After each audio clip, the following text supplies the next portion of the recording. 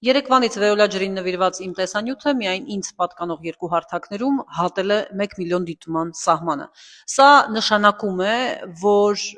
այս թեման կենսական նշանակության թեմա է եւ գտնվում է Հայաստանի Հանրապետության քաղաքացիների ուշադրության կենտրոնում։ Դա նշանակում է, որ մենք շարունակելու ենք խոսել այս թեմայի մասին եւ սևեռել մեր ուշադրությունը տարբեր բազմաթիվ այլ խնդիրների վրա։ Տկեն նախարարի արձագանքն առ այն, որ իրենք կասեցնում են հիմա այդ ջրամատակարարման գրաֆիկը եւ կփորձեն դա լավարկել եւ այլն,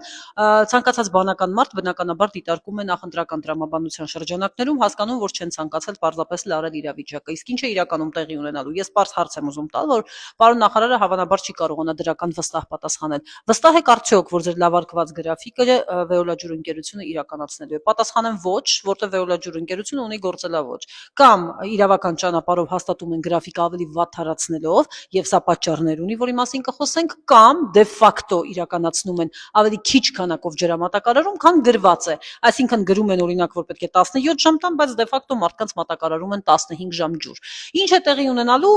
լավագույն դեպքում, այսպես ասենք, Veola ջրին կարող են տուգանել։ Մի քանի միլիարդ շահույթ գեներացնող ընկերությունը կարող է մի քանի միլիոն դրամի կոպեկով տուգանք վճարել եւ շարունակել մատակարարել այդ ջուրը։ Այսինքն 24 ժամյա ջրամատակարարում չի լինելու։ Ֆիքսենք սա։ Հաջորդը, արդյոք նույնքան փութաջանորեն, որքան 3 փորձեց նախարարը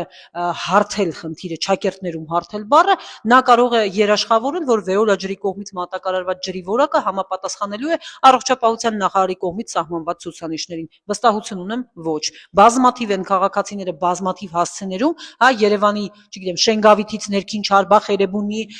Աչափնյակ, անգամ Մասիվ, որի ջուրը միշտ համարվել է իբր լավը, չգիտեմ, Մասիս, Հոկտեմբերյան եւ բազմաթիվ այլ բնակավայրեր, որոնք վճարում են խմելու ջրի վրա համար, բայց իրենք չեն խմում այդ ջուրը։ Շշալցված ջուր են խմում, դե ջուրը ուղղակի մոտենալ չի կարելի։ Մարդիկ թունավորվեն այդ ջրին, փորձեն անգամ մոտենալ։ Էլ չեմ խոսում այն մասին, թե ինչ բազմաթիվ այլ չափանիշներով առողջապահական մեր սահմանած նախարարության ցուցանիշները այնքան բարձր են, որ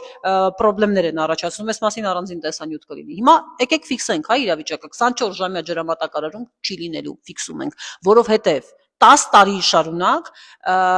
պետությունը անհրաժեշտ ծավալով ներդրումներ չանելով խրախուսել է, որ այդ անհրաժեշտ ծավալով ներդրումները իր մասով չանի Veola ջուրը,